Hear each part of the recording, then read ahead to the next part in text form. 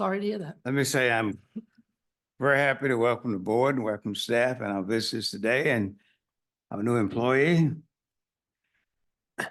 Let us begin today with reciting our pledge of allegiance to the flag.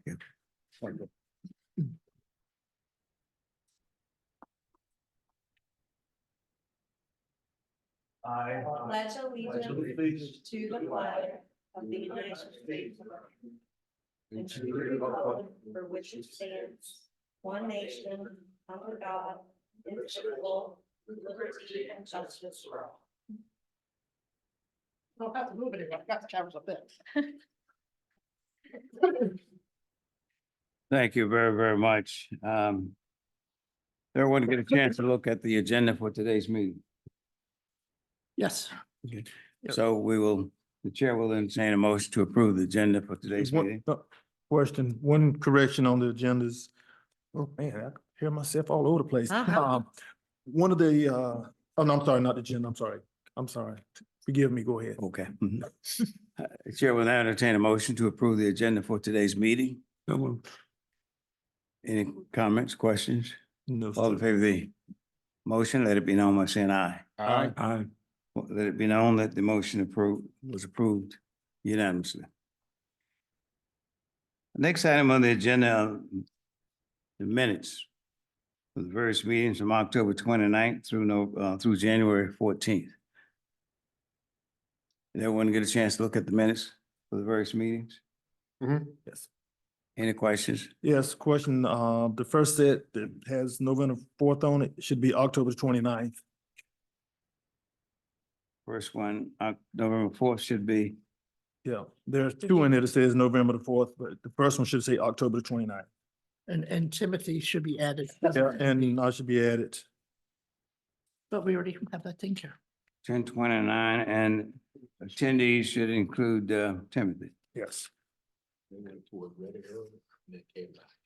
Okay, any other comments on that Okay. regarding that?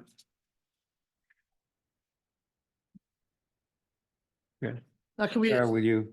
Yeah, they'll be updated to reflect that. can we Thank accept that with those changes Yeah. without having to? come? Yeah, we won't have to bring them back before you. Mhm. Okay. Yes. So I'd like to make are we gonna do a group or we Yes, just doing, we can. okay, I'd like to make a motion to approve A through I minutes Mhm. from beginning October 29th through January 14th, 2015. Okay. Any comments? Nope. Okay. Stuart? All in favor? All in favor of the motion on the floor, let it be known by saying aye. Aye. Let the record show that the minutes were unanimously approved. We'd like to open the floor for public comments. Anyone would like to make a public comment at this point in time? You want to? Nope. Oh, okay. Do we have any? There online? were no public comments submitted through the portal online. No. Okay. Then at this point in time, let's move forward to the director's report. Yes, sir. Okay, just a few things in director's report for you today. I do want to provide an overview, and I've provided a copy in the agenda packet of the goals and objectives that we have presented to the county. Most of the things in our goals and objectives have remained the same. We continue to want to work to bring in students from the high schools to work as student election assistants and work as interns with us to earn community service hours. That has worked out really well in past elections. Just having some of that extra support, and it benefits us and it benefits these students. Another area that I really want to be able to concentrate on is outreach, educating the public, and coming up with new ways to reach the people that it seems we just aren't reaching. I think no matter what we do in an effort to educate the public about elections, the public doesn't know about elections. It seems like, we put things on our website. We try to get the news to publish stories, the newspapers publish stories. We try to get out in the community and do events, but there are still groups of people that we need to identify and find a way to get them information about upcoming elections. So I really want us to try to work towards improving our outreach and education efforts. And then one of the other things which I have had discussion with the communications department with the county, we really need a solution for public records request tracking and providing the information to the requesters.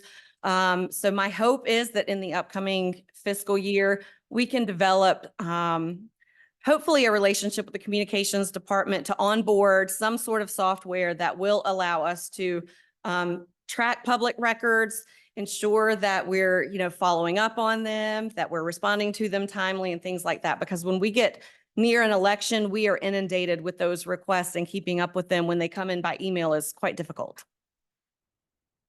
Is this new software? It would be a software package, yes.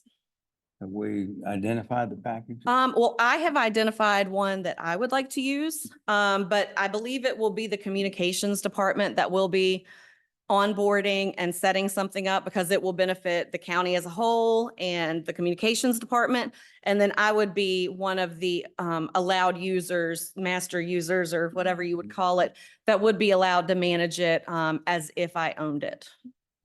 So hopefully, when we get into the next fiscal year, we can get that going. I did request that last year, and I plan to request it again for myself this year. But I have a feeling it's going to be one of those things where the county wants my department and the communications department to work together. Which is fine. I mean, It's fine, yes. I just need a solution. And so if it's not going to happen through communications, I need to get something myself. Is this an application that the county or, excuse me, already owns? No. or is they're bringing No, the people on county board? does not have a solution for tracking public records requests at this time. Okay, They're doing it just like I am, Mhm. manually, which is not ideal. so we're bleeding edge. Yes, Okay. hopefully. May I ask a question? Yes. Have you sized the cost of this thing, the application? So the application I've looked at, it's also the application that the State Board of Elections uses to track public records requests. And then I think a bonus is it's through the company that does our website and the county board meeting agendas. And so we're already customers of the company, just not of that solution. So it would be about, if we were to purchase it, I don't know if it would cost more for communications to purchase it and have added users. It'd be about $10,000 a year. Per year? Okay. Would this be new money, 10,000 out of the Board of Elections budget? It depends on where the county decides to put it. I think it will end up being the communications department budget. Okay, Yeah, but I wanted the commissioners to know that I need a solution. all right. Even if they don't give that solution to the communications department, I'm going to need something. Is there something? It's- Go If ahead. this seems to be something that would benefit the county in toto, Definitely. I would hope that would come out of the budget in such a way that it doesn't negatively impact our budget and our ability to produce fair and equitable elections. Mhm. $10,000 is more than a drop in the bucket. So Mhm. I would hope that the commissioners would find a way to keep us whole on that one. Yes. So, thank you. Yes. And then piggybacking off of the departmental goals and objectives, I wanted to let you know that later this week, I will be sending you our budget request that goes to county administration. So similar to last year, I just want to make sure that you all know and everyone understands the process.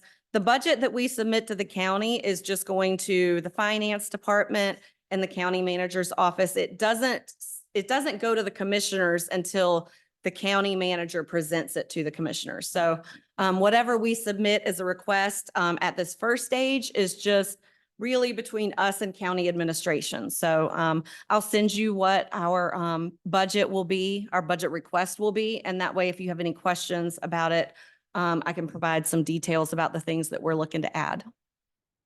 Would you, you want any help from the board, for example? I don't know that that would be necessary at this juncture. If it comes to a point where they, either administration or the commissioners don't want to provide something that I think we need, Mhm. I do think that at that point it would be appropriate to get support from the board. Okay, good. When you send us that package, could you just give us a couple of paragraphs? Cliff Notes version? Executive summary Yes. on what the major points are, because I've looked through the budget documentation in the past, and It's a lot. I think it's written in Romanian, Mhm. actually. So, I would agree. not to offend the folks from Romania, but Yeah. Okay, Okay, and then included in your packet is the voter registration statistics for January. And if you're one that follows those, you will notice that there was a decline in the number of registered voters in January compared to December of last year. And that is because of the biennial list maintenance that we conducted in January. So that is normal it's normal for us to remove a sizable number of voters in January of every other year, odd number years. So that's what that is. And that's really all I have for director's report. anybody have any questions of Sarah? just got a note or an observation that even though we removed 69, almost 7,000 voters, that seems to be less than what we've removed in the past in some years. That's- And we have 942 new registrations. Mhm. Now, most of last year, we averaged 600 to 700. So I don't know whether this is just speeding up or whether there was a period of time when Mhm. we were making up for it, but the growth in voter registration in the county continues and seems to be accelerating.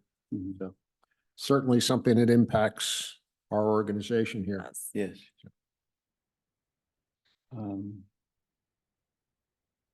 Any other comments or questions, Sarah? Okay, thank you very much. Sarah, we'll, hearing none, we'll move forward to the old business. Okay, so I had nothing under old business, and for new business, I did just want to give the board an overview of the changes that went into effect January 1st relating to Senate Bill 382, and Curry's going to turn on a slideshow for me. Ooh, I know, isn't this this is fancy? fancy. It is. I like it. So you might recall that last year, and this was all happening in the thick of the election season for the general election, Senate Bill 382 was moving through the General Assembly. I did work with other directors to talk about some of the implications that would hit our office, county administration of elections.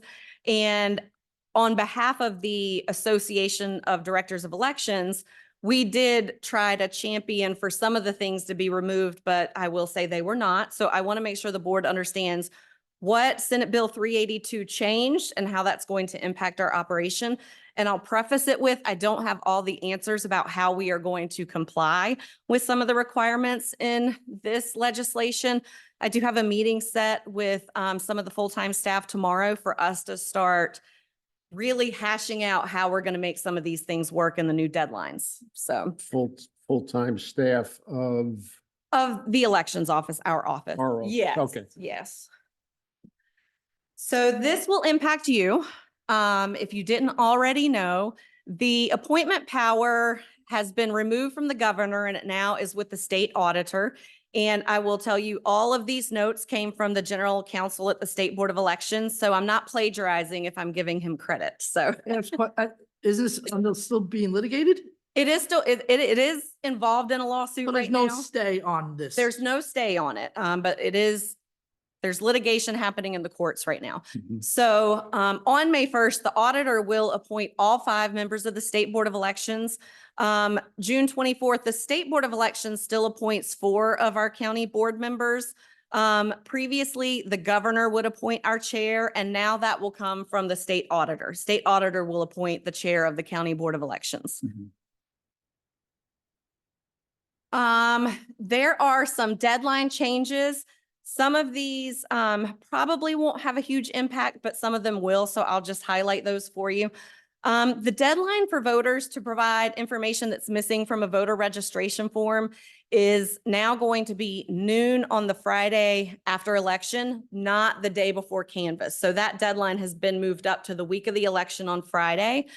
The same change was made for a voter that needed to provide identification, and that's not photo identification, that's HAVA identification for a first-time voter who did not provide their driver's license number or the last 4 digits of their social security number when they registered.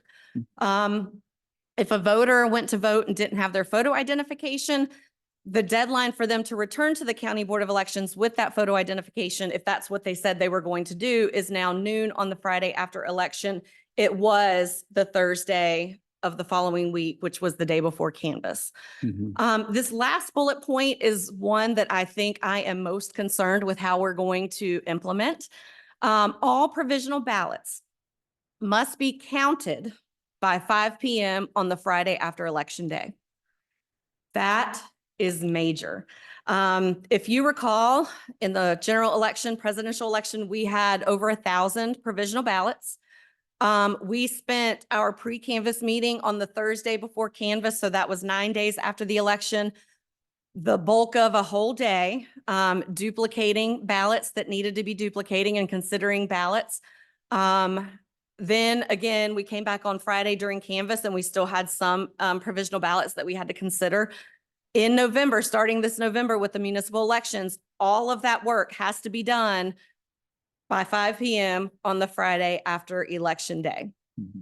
So we're gonna be open 24 days, apparently. We are going to be quite busy. And Randy, you were referencing the calendar that you needed to provide your wife. That calendar is likely to change. Traditionally, we would do a sample audit count the week of the election and some of those things. I don't think that's going to be feasible. So we're probably going to have to shift some board meetings around the week of the election. And we're probably going to need some more open availability from the board the week of the election. Well, I think I can speak for my compatriots up here. We're certainly going to support anything that you need. Curiosity question, that last bullet point, was this something you shared your concerns with the state on? Yes. And or the state legislature? Yes. So I, on behalf of the association and my role of president of the association, I sent a letter to every member of the General Assembly before this bill passed. I made county commissioners and county administration aware so that they could also champion for a change in that provision. The State Board of Elections is just about to send some recommendations to the General Assembly for legislative change that would help us meet the new deadlines. And I am completely on board with that. I was involved with the general counsel at the state to come up with some of these recommendations. So my hope is that we will get some relief before we get to the November election.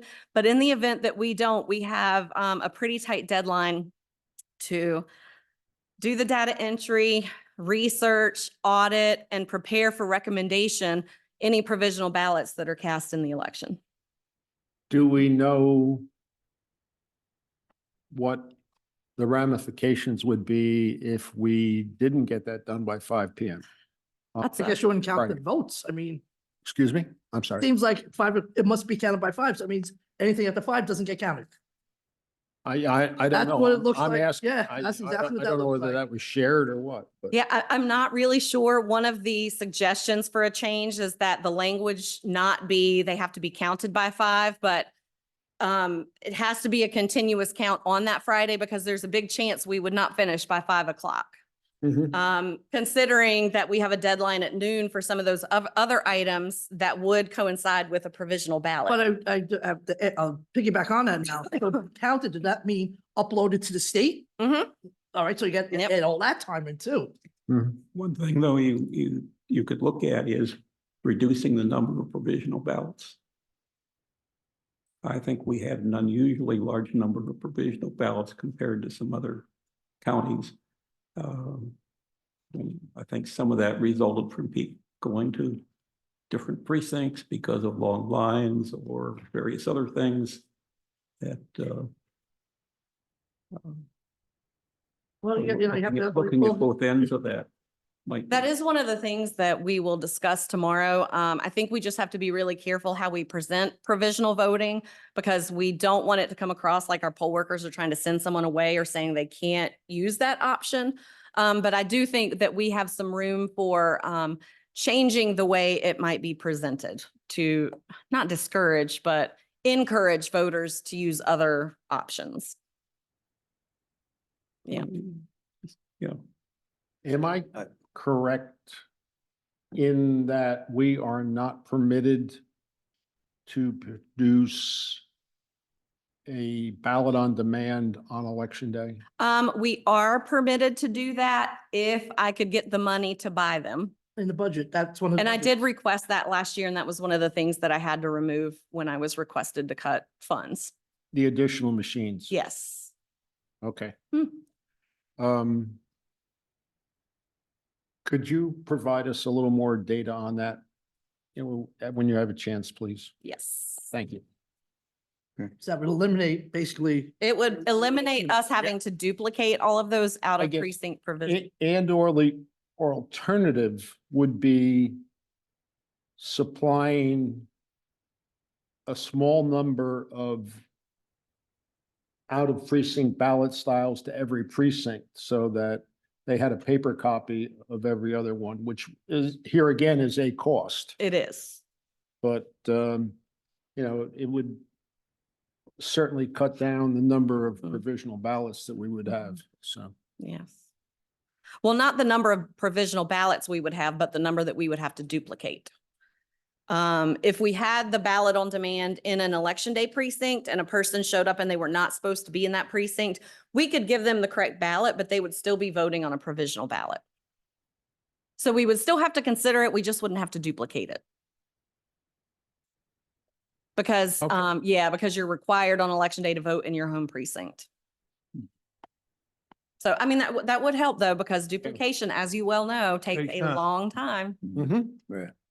Right, everybody? And And, and his lap. you know, that meeting that you referred to, I don't recall when we started, but I know we didn't finish that evening until about 11 o'clock. Yeah, one. day- we I had think that was something- Canvas Day, the No, Friday. I thought it was provisional, it was a one with the provisional. Yeah, so we did some provisionals, but a lot of what took us so long on Canvas Day was removing all of the ballots that were challenged. Oh, that's true. Yes. That was- Yeah. We had to dig through That the was a bins pleasure. and find the right ballots and yeah. well, So that is one big change. And again, we don't have all the answers and we are working with some other counties to see, you know, what solutions they've come up with because we're all in the same boat. And this could all mean nothing and the Clover rule against this law and we'll continue on. Yeah. Some other counties are gonna be a lot worse off than us. Mhm. Oh, definitely. Oh, yeah. Definitely. A lot worse. Yeah. Mhm. There are some changes to deadlines for absentee voting. We did have a deadline to request an absentee ballot of 1 week before Election Day.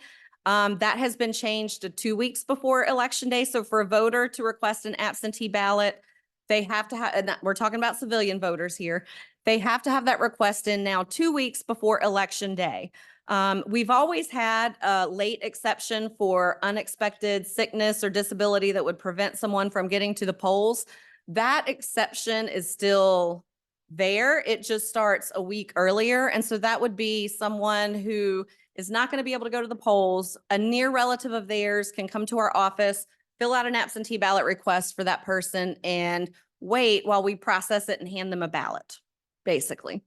So that would begin 2 weeks before Election Day. Cures for absentee ballots. So these are ballots where a voter, didn't sign, didn't give us the photo ID, didn't fill out an exception form. The cure deadline used to be the day before canvass, which was 9 days after the election. That date is now noon on the Friday after Election Day.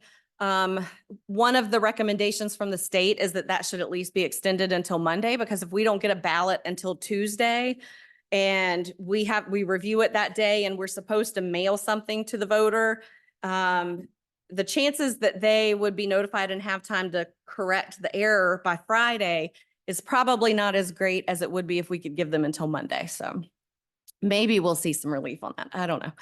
All Election Day absentee ballots must be counted on Election Day night in an ongoing meeting.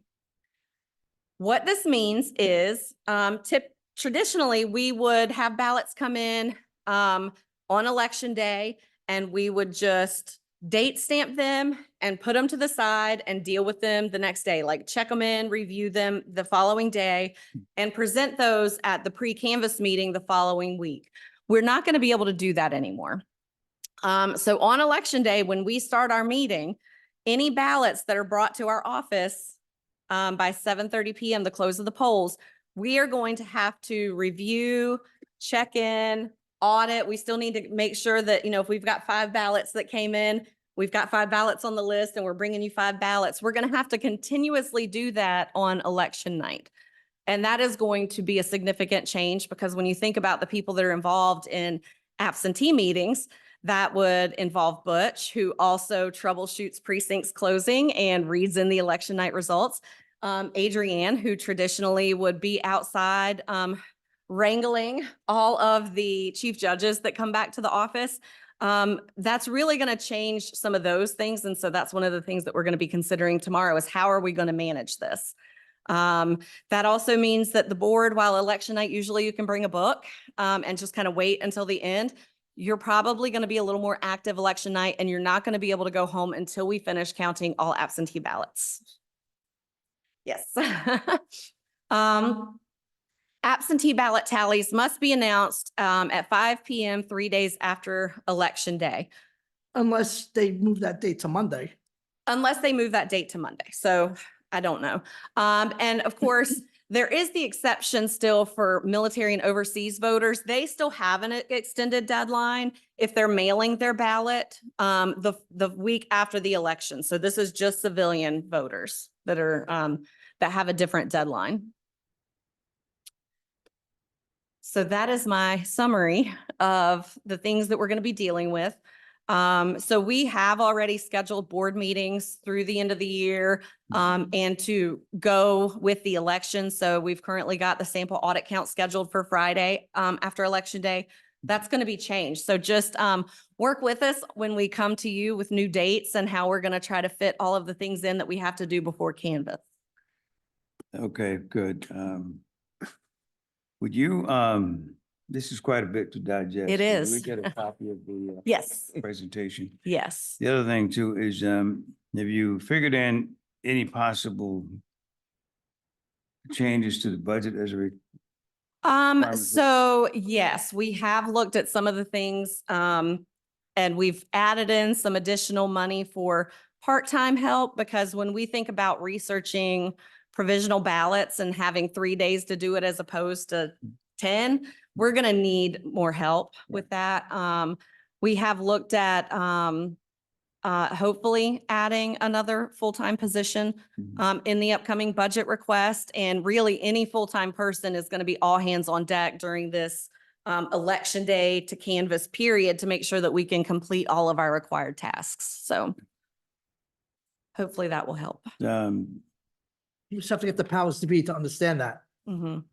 that if they don't have more help, this is not going to be disenfranchising people. And really provisional research is not something that just anyone can do.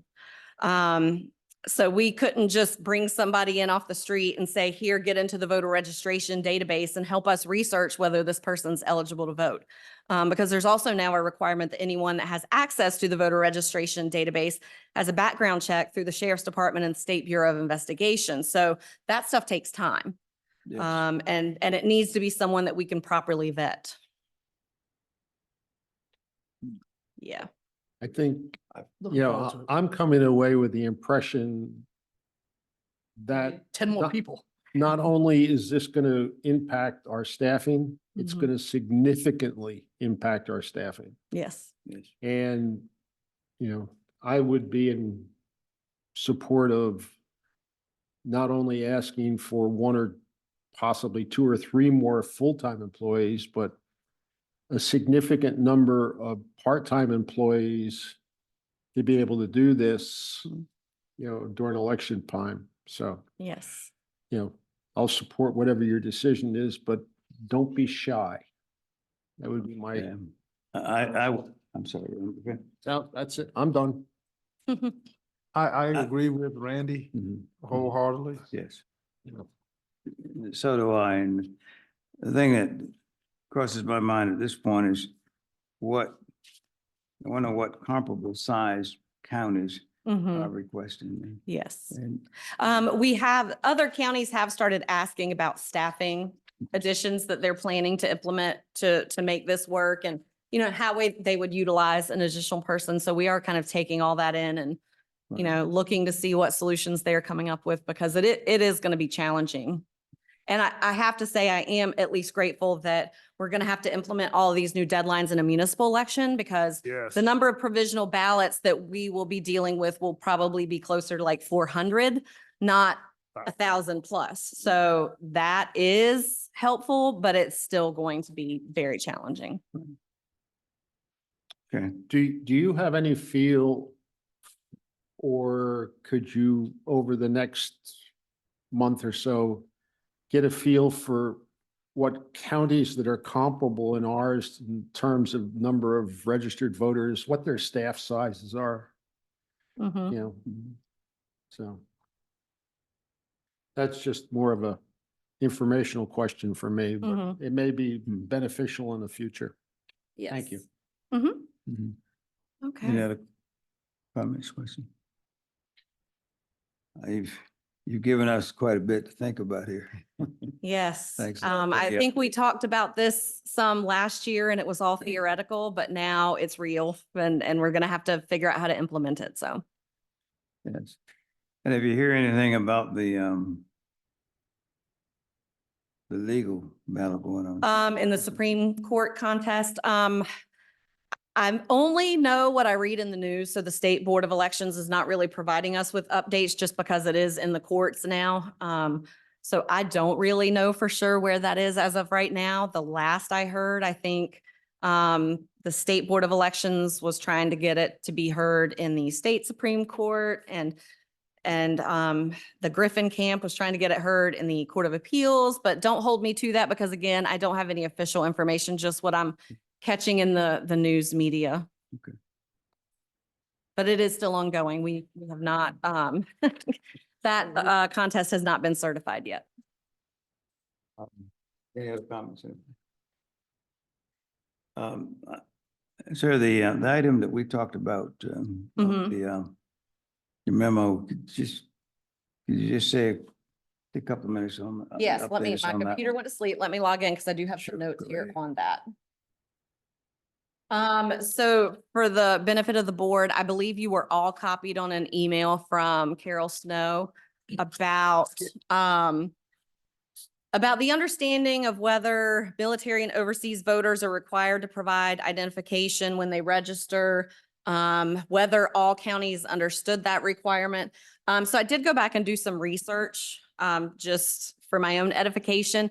And I did know that a military or an overseas voter who is registering to vote with one of the federal forms, so the federal postcard application or the federal write-in absentee ballot, a new registration, they would be required to provide their identification number in order for that registration to be processed. We did receive directive from the State Board of Elections on September 4th, making sure that all counties understood that requirement, requesting that we go back and review every military and overseas ballot that we had queued up to be mailed and make sure that they had provided those numbers. We did not have any that didn't have a number, so we were processing those correctly. And the state also, on top of that, did an audit statewide to see if there were any military and overseas voters who registered after December 14th, 2023, which was when they had a HAVA hearing and set new guidelines, that didn't have those numbers, but were set up to get a ballot and they notified those counties. We were not one of them. Mhm. So we are in compliance with how those registrations and absentee requests are supposed to be processed. Okay, good. Anybody have a Yeah. good? So Sarah, when you said for the military, the ID, you talking about the DOD number? No, so just like someone registering to vote for the first time, it would be a North Carolina Okay. driver's license or the last 4 digits of a social security number. Okay, cause it's a federal offense to copy our ID. Oh, yeah. Yeah. No, and those voters are not required to provide a photo ID when they return their ballot like civilian voters are. Okay. Yes. So I asked Sarah to mention that because as you well know, Mrs. Carol Snow is sending that to the board and asking the board members respond, and she highlighted several board members that did not give the responses that she wanted, I guess, or thought appropriate. So just be on the lookout and be careful in how you respond with. Or done it all like I do. That's Okay. the best way to do it. Don't respond. Correct. We're not required to. respond. Yes. Any other comments or questions before the meeting? Sarah, anything? I don't have anything. I do, Okay. Mhm. throughout the organization meeting, July 22nd. Yes. You will not be here. I do not think I will be here. Claude, didn't you say you wouldn't be here? Paula would not be here. It's gonna be rough. So that You meeting. do like at 10 o'clock in the morning. So, it's by statute that it's at noon. Okay. And if you're not here at that organizational meeting, the next meeting you are here for, we would just have someone swear you in then. Although who knows who's gonna be here? Well, that's He's true being with appointed. the new law. That's the Yes. thing too. Okay. Mhm. Any other questions, comments? Allow me a personal comment. One of my daughters is here today. She came visiting, Aw. invited us to the meeting, so thanks for joining us. That's great. With that being said, the chair will now entertain a motion to I make a motion that we adjourn. adjourn the meeting. Thank you very much. Any comments? All in favor of the motion, let it be known by saying aye. Aye. Aye. Let the record show it was unanimously approved. Thank you, everyone.